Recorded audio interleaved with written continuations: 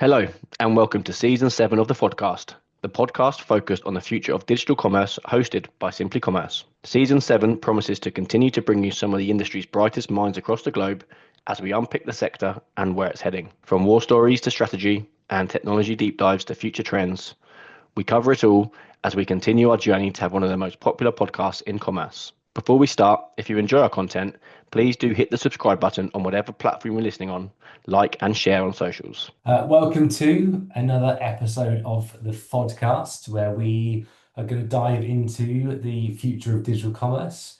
And today I'm very, very pleased to be joined by Bob Rockland. Bob is the co-founder of Code, recently acquired by Domain.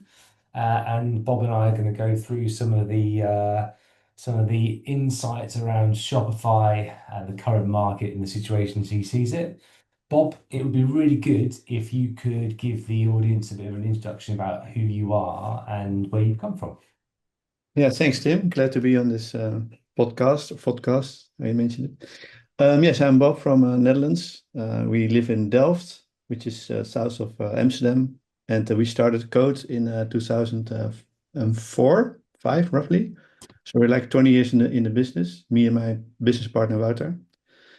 We developed all kinds of things, and then fast forward to 2017, we did too many things. We didn't have any focus, and coincidentally, we came across Shopify, and we started to like the product. We did some projects, tried a little bit.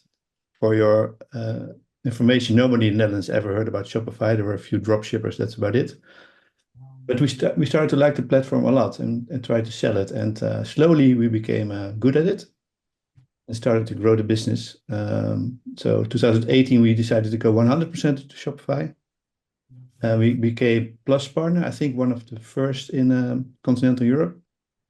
And then we moved on and on and on, and yeah, really liked it. We replatformed a lot of shops, like hundreds, from Magento mainly, and lately Salesforce. A lot of custom builds we migrate.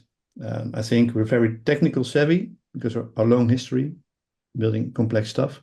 We now do Shopify.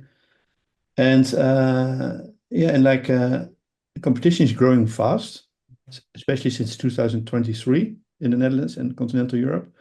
So now almost every agency seems to do Shopify. So we had to make a move, and then we got a phone call from Domain, and we gladly accepted. And now we're pretty proud to be the, as they say, or we say, the largest dedicated Shopify agency in the world with 300 plus. We were at 65, Domain with 250, so together. Yeah, that's where we are. And it's still continuing, and we are mainly responsible, me and Wouter, for Northern Europe. So And Wouter's the other co-founder. yes, Wouter's my co-founder. So we know each other from the Delft University.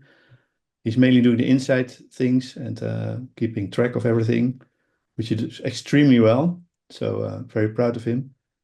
And yeah, we're very young, I think. So that makes us yeah, 20 years plus in the business together. It's longer than both our wives. So I think that's It's some achievement for sure.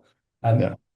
We've got a few topics we want to talk about. Before we go into them, just out of interest, what was it that made you decide to go full Shopify? Because 2018, that's a long time before Yeah. Shopify really started to kick off. Yeah, especially also because Shopify wasn't that how do you say, not that good maybe, or there were a lot of things like with the checkout and serving several markets.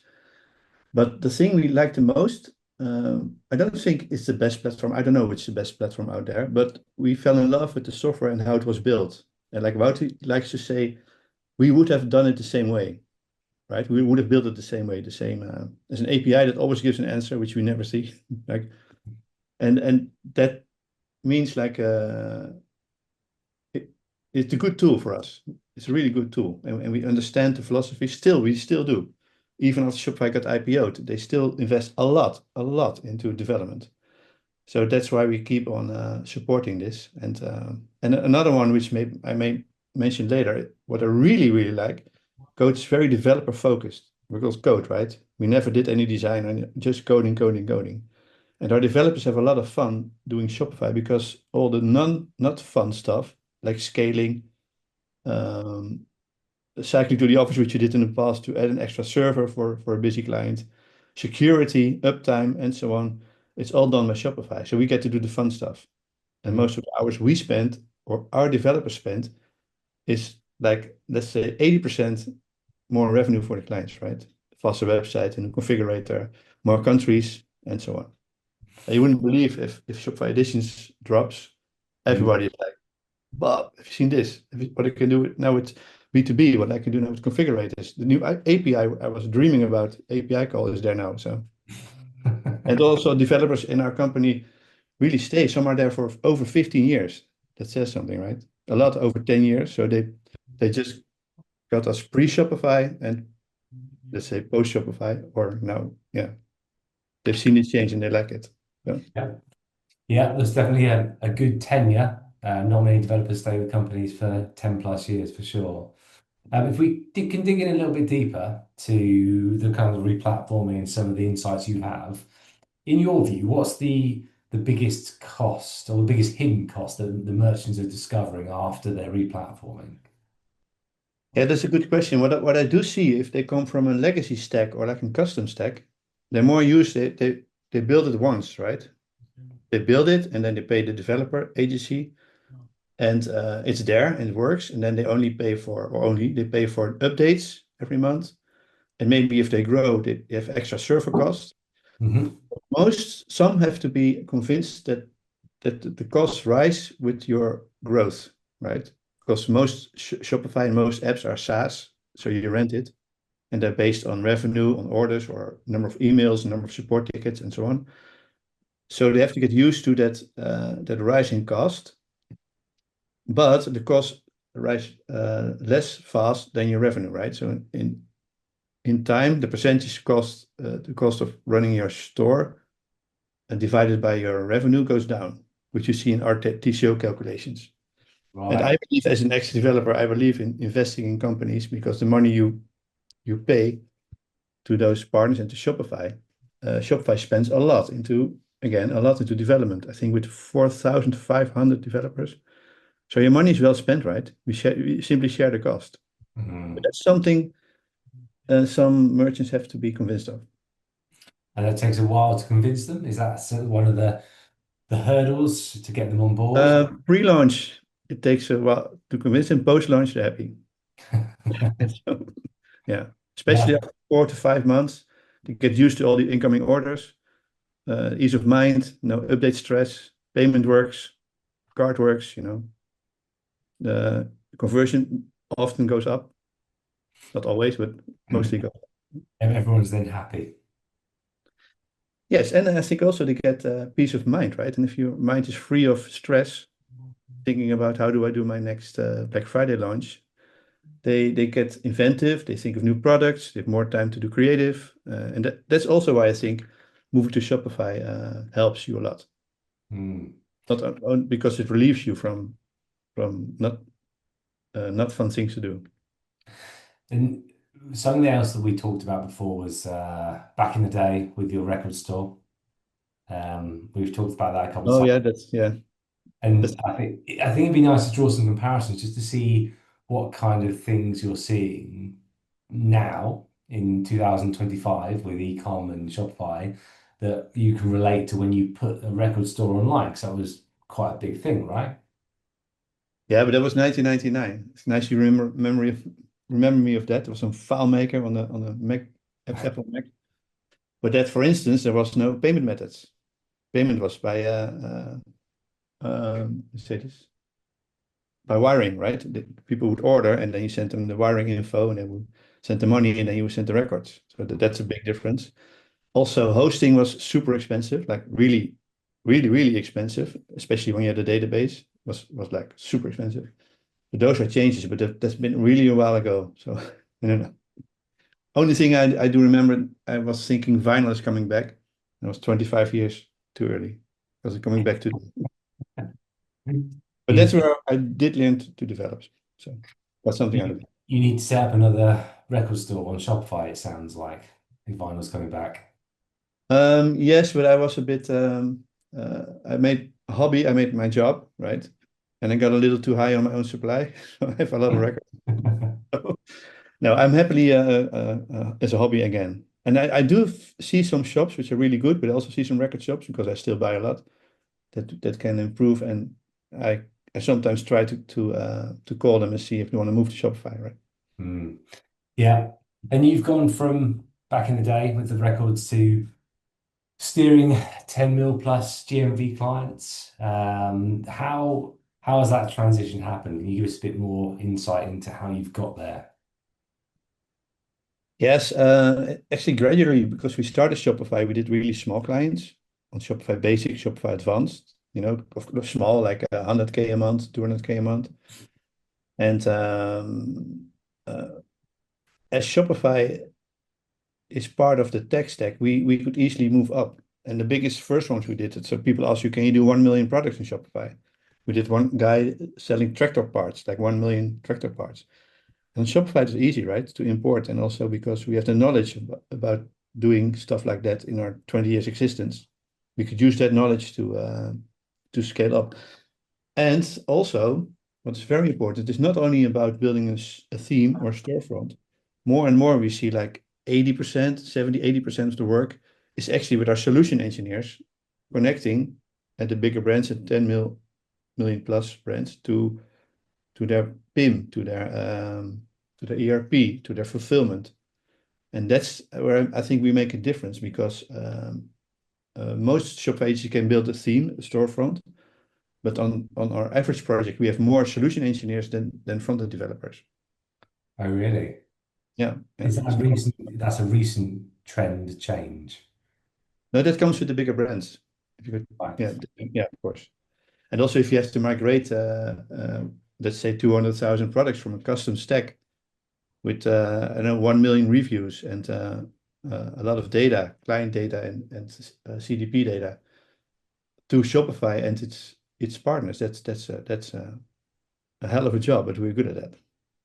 Yeah, absolutely. And you're still very much hands-on, still involved in the tech. And what is it that keeps you still in that hands-on place rather than just running the agency? Yeah, well, I like to see a lot of what people build. So I'm involved also with a few stores, which I think is good. Many people at Code, not many, but a few are also running some store of some kind in the evening hours or in the weekend, or yeah. And I actually promote that because they sit on the chair of our merchants, right? And then you notice the same thing, like stock problems and what do we scale and what do we do with payments. And if you talk to those people, you get a lot of knowledge, which I then use in my sales talks to the clients because you sit not opposite of them, but next to them. Then more often you understand what they do. And Yeah. then what I like to do is try bi-weekly or weekly walk past our developers and see what they develop and what they're proud of, and they really like to show you. The other day we did an impressive speed update on our own theme, which is really cool. And the next hour I had a client call, and I just show them, right? Because I'm ex-developer, I can click around a little bit, and then the merchant said, "Whoa, what are you doing? This is super nice. I'll sign the deal." So that is really what helps. So we're nerds, right? We also used to call ourselves social nerds. So we're nerds, but we can also talk a little bit. So yeah, that gives also a good sphere in the company. But it makes a big difference if you have the depth of technical knowledge to be able to talk to the client, explain, and Yeah, demonstrate. So yeah, I must say sometimes with the bigger project, it gets a little also for me a little bit too complex. But then okay. very social solution engineers who stand by me and help me explain stuff to our new clients and existing clients, of course. And so by the time our podcast episode is released, you'll be able to talk openly about Karl Lagerfeld, which is Yes, quite a big win for you guys. It'd be good to understand why you would move that kind of enterprise fashion icon off of Salesforce. And also, I think you did it in a very quick time, 5 months, is that right? yes, we did it well, the plan was 5 months. We actually succeeded in 6 months with 1 month delay. Okay. Various, the obvious reasons like content and stuff, and it was a big job. And mainly, they turned to us. They want to move away from Salesforce, which we see quite often now. because Salesforce is actually holding them back from scaling and doing stuff and releasing and merchandising and so on. And then also they told, or we found out that Salesforce usually has a 35% higher TCO than Shopify. So that's extreme, right? Especially the bigger brands. There's a lot of money if you calculate that every year that comes back. And yeah, and we said we can take it on. It was also a very technical assignment, like I said before. So it was partly front end, but mostly back end. Migrating to 35 markets, 8 languages. Migrating is the biggest issue. All those email addresses, all those orders, everything had to go into Shopify, and that was a big job. We worked on it with 19 people. I think that's How many? 19. I thought you said 90, 90. I was like, 19, wow. but that's still a lot. Right? Yeah, that is. And I must say, Carl is and was a super nice client to work with. So of course you take like 1 month to get used to each other, but then it went like, yeah, super nice. So we're very proud, of course, of this iconic brand, and we get a lot of attention. We just launched a LinkedIn post about this, and already brands calling us from, hey, I want the same. So, well, that speaks for itself. And you kind of answered my next question. I was going to ask about the biggest hurdles. So some of the stuff we've talked about before was data migration, B2B price listing. But what, from your perspective, was the biggest hurdle in the end? in this project or overall? In this project, in the Carl Lagerfeld project, particularly. Yeah, it's mostly connecting backend. That's the 2 words, connecting backend stuff, and working together with their team is it's not a challenge, but it's a lot of communication, a lot of project management. Yeah, making sure we're finally ready for a lot of dry runs, right? What happens if I order? So one order sets big wheels in motion, and it all had to be perfect before we launch, of course. Okay, there's a lot of back-end integration work and management of data through that process. Yeah, makes sense.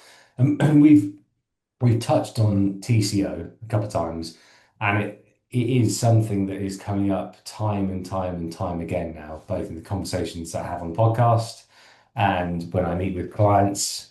And it's something that I think the end clients are putting much more focus on. Can you define the TCO for us and then kind of what goes into your model? Yeah, we started to do a TCO sheet, like we just started like a few years ago, and it gradually grew, right? And now we have like 3 versions actually. We have one simple version we share with clients, and actually that's one of the most popular version. If you want to go deeper, we have a very complex version, which we mostly share in discovery phase. Then we go into your apps, your stack, your ERP, and all the costs related. But the simple version is actually super fun, because in a few minutes we know your TCO, and we only need to know number of orders on average per month, your AOV, your projected growth volume, like year-over-year percentage, like 10% or 20%, or some want to grow 200%, whatever you want. And then, of course, the Shopify platform cost, because it's super important, and it grows also. If you go over 625,000 a month, this also starts to rise significantly, so you have to look at that. We mostly put in the usual partners people use, like for mail support, loyalty, stuff like that. And inflation is a big one, and a big one is PSP, actually, the payment providers. That's a huge cost. Okay. On bigger clients, the PSP cost of that merchant exceeds our retainers, right? So it's an important one to talk to your clients about, or to your PSP provider. Yes, that's actually what we do. Give it to the client, you can play around. And what they often say, that's funny, that I wanted to make a sheet like that for like two months, but I didn't have the time, and you did it for me. Good compliment. And of course, you can take it to their manager to show, hey, I got TCO already. And then the next phase we do a very complex but more detailed TCO. And the fun thing is, if we project this TCO on existing clients, because we can log in, of course, we won't show it to our leads, but But if we test the TCO on existing companies, it's quite spot on. That means it's good, right? Yeah, absolutely. Right. If your estimate tracks with reality, Yeah. that's a really good sign for the clients you're presenting it to. And then are there cost lines that you think the CFOs overlook regularly when they're looking at this? Again, PSP, I think. Not all, but some overlook that. Shopify, of course, rises. Not everybody sees that. Okay. Less fast than your revenue, of course, but it rises. Some apps are expensive, and we don't have yet added marketing spend, which is a huge Okay. risk. It's so volatile, right? We're working on ideas to do that. Um, that's a bit about it. It is hard to put in the time saved for people at the merchant, right? They might spend maybe 20 hours a month or 30 hours contacting the agency they have now or the platform they have now to fix bugs and do updates.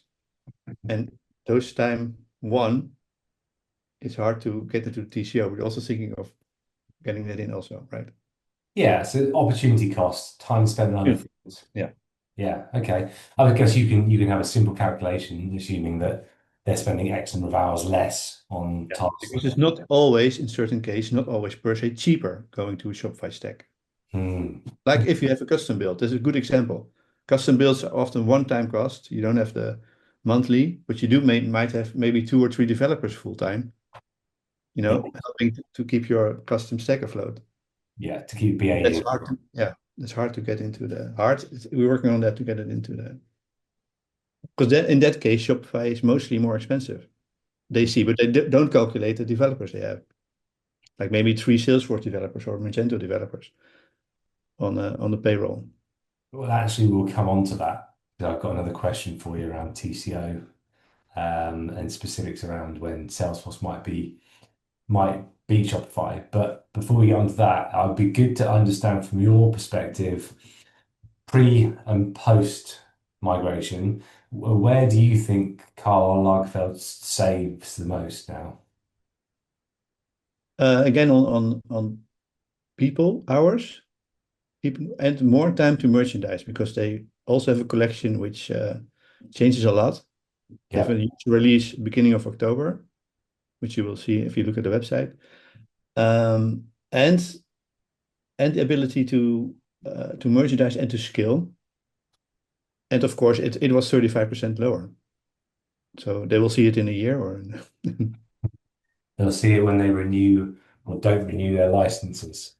yeah, also the speed was needed launching the project because their current contract ended right around the period we launched. And those companies always want, actually Shopify too, wants to renew the contract for a year, another year, another year. So that's sometimes why we get a push to launch earlier than yeah. Then you have to re-sign the new contract. Yeah, makes sense.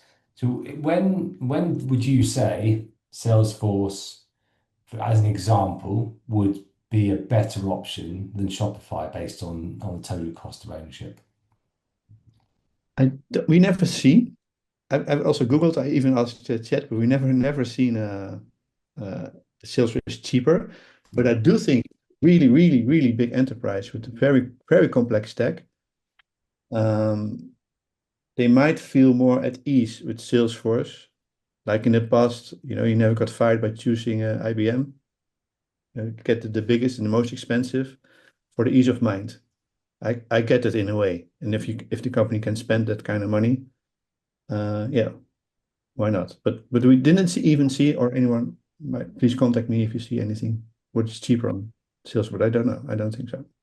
And do you see that as one of the downfalls or weaknesses of Shopify, their inability to deal with some of the major top-end enterprise scale complex integrations?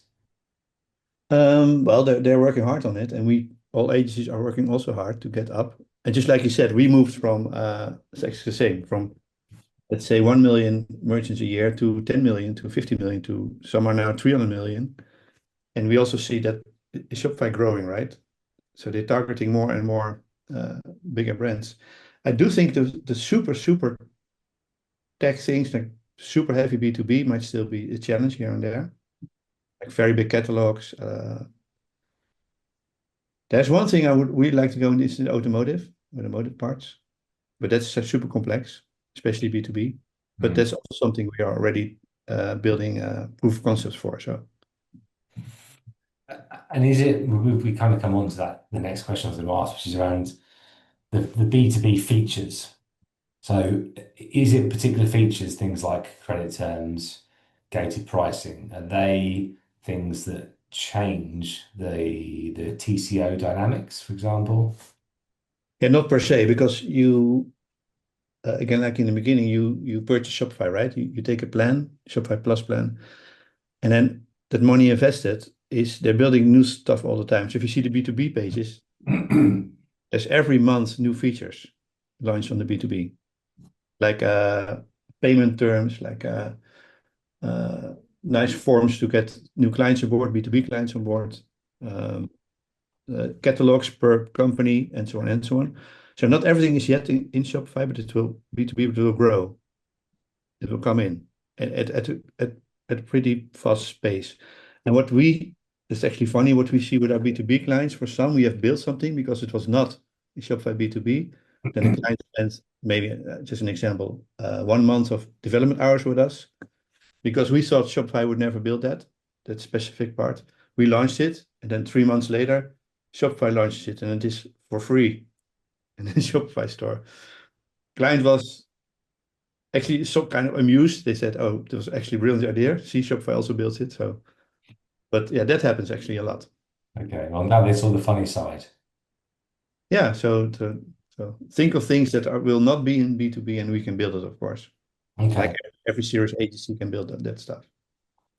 And talking about the total cost of ownership again, I think one of the things that would interest the audience is to know from you if you wanted to cut or reduce the TCO in your next quarter, what are the three levers, the three things that you would recommend? Yeah, I do see a lot of because I also look at the back end of some of our clients. So some really leave apps on or partners on, which is a waste, right? If you calculate that, just see what's hanging around and remove what you don't need anymore. Actually, lots is now into Shopify. Also, I would definitely negotiate terms every year or every 6 months. And if you're like bigger and you go above the normal plans, you go in the talk to us, you know that, right? Yeah. So talk to us plan.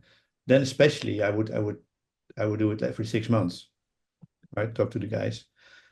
Also, try to prevent, not always possible, of course, but try to prevent long-term contracts because there are new kids on the block, right? New apps coming, and some are really good. I'm also quite happy to see more and more comes from Europe.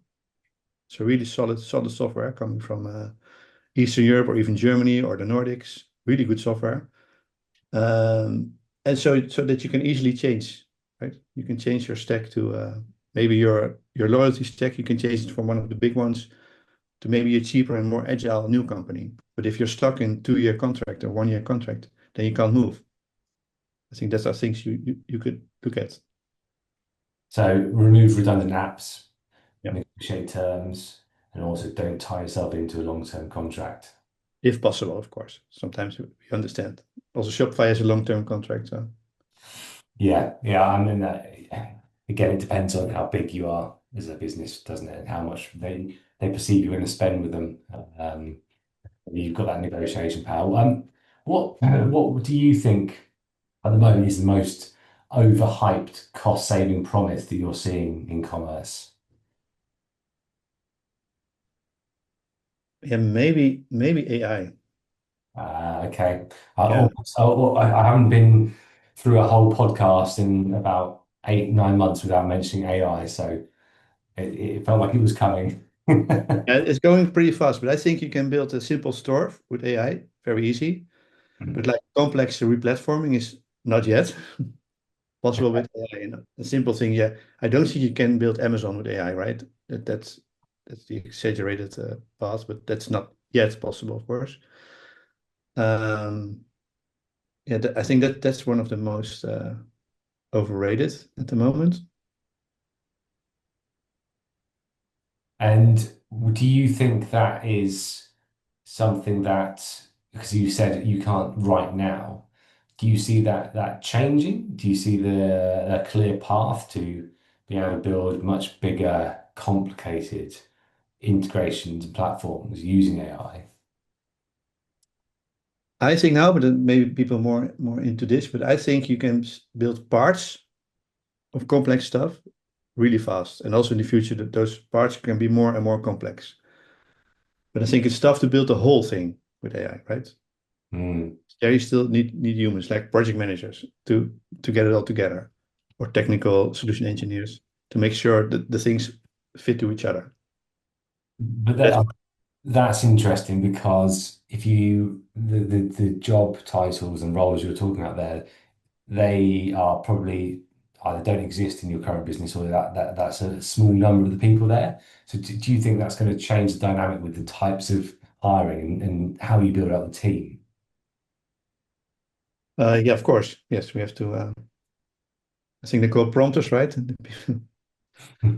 I do think we focus a lot of on solution engineers. We are an equal part as the front-end developers, who actually also still have a significant job also in the future, I believe, even with AI.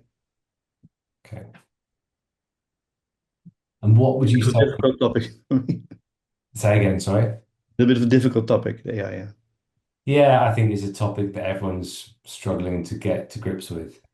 And I think we all recognize that we do need to get to grips with it. We need to understand how it's going to impact the sector and the industries that we're in. But it's complicated and it's a very, very rapidly evolving beast, I think. Yeah, if you see at Shopify dishes in Toronto, you see them developing with AI in section, right? Which Mhm. is amazing, but the code's not very good. But that will change, of course. Like every day, it will get better and better and better. Mm. Yeah. And how much, as a partner, how much foresight do you get of big upcoming changes? Do they give you a couple of weeks when they're going to release something big and new on the platform? Shopify. Yeah. Oh yeah, yeah. Of course, we have our own channels, separate channels where we can see that. There are often events like this week in London where they give insights on the upcoming stuff. Not on B2B, actually, a lot of payments, a lot of payments, which is a big topic, of course. So Yeah. yeah, yes, all agencies actually are all. I think Premier and Plus and Platinum agencies are involved in these informed. Yeah. Okay. What would you say is the most underrated TCO metric? We've talked about the positives. Would we say that these are the most underrated in your view? Yeah, I feel a bit payment providers. It's so expensive, right? It's really expensive for building What, a. I say, why is that? Why is it so expensive? I think they might keep it up the prices, right? It's super. They just of course it's difficult software, very responsible to do payment, but it's like 30 cents or €1 for a payment. It's steep. That is, yeah, particularly for the high volume, lower level transactions, for sure. And if you were able to tweak a single fee in the Shopify ecosystem, what would you change? Yeah, again, payments. Yes, but it's a big chunk, right? Yeah, yeah, yeah, absolutely. That was the one thing you changed. Do you think Shopify will make that change over time? Do they recognize this themselves? I think they recognize, and they're also into a lot into payments. So they're very competing Shopify payments product now, which more and more also in the Netherlands people are adopting. So yeah, that's a good one. Okay. And if listeners are going to take away one thing from the conversation today, what would you suggest that should be? Yeah, okay. Takeaway could be we never see anyone who replatformed with us to Shopify in the last 7 years. No merchant, re-platform to another platform, right? Okay. It just didn't happen. We've seen it once. There was a company, sorry, we've seen it once. There's a company on Shopify, really nice one from Netherlands. I won't name it, but beautiful brand, very knowledgeable. In the Netherlands also, everybody knows it. And they were bought by an English company, way bigger, and they were on a different platform. So they had to move everything from Shopify to that platform, which is, of course, but that's the only thing, only once I saw that happening. So that's a good one. So I really would consider Shopify, but keep your TCO in mind and keep the sheet, and we can provide it to you. Look at it monthly, bi-monthly, or yearly, and check if everything's still all right. On a good TCO sheet, you can see where the costs are really rising, and then talk to those, especially if you're in the, let's say, the 50 million plus zone. You can talk to people, right? They know you can get discounts, you can get advantages, and keep searching for the new kids on the block. I really like that. Yeah. Yeah, plenty of new kids coming through, new Yes. technology or new takes on current technology. I'm certainly seeing that, but yeah, that's certainly good advice. And you mentioned TCO again. The spreadsheet that you guys produced, can we make a version of that available to the audience? Yeah, we can make it like a version available. We can, like the simple version, which is actually the most liked, is something we make available. Yeah. That'd be really helpful. I think that's something that most clients that I talk to are asking me questions about. And so, yeah, I think that would be really interesting for the audience to be able to have access to that. So we'll make sure they can get access to that when we post the podcast across the social channels. Yes, and also if they want like a detailed one, of course, they can contact us, and we provide you a detailed one in a call. We can just, in a 30-minute call, we can produce it for you to take it. Yeah. Perfect. Sounds good. Well, listen, it was really, really insightful. And thank you for taking the time to jump on the podcast and share your insights with us. It's been really great. Thanks, Bob. Okay, thank you, Tim. Bye.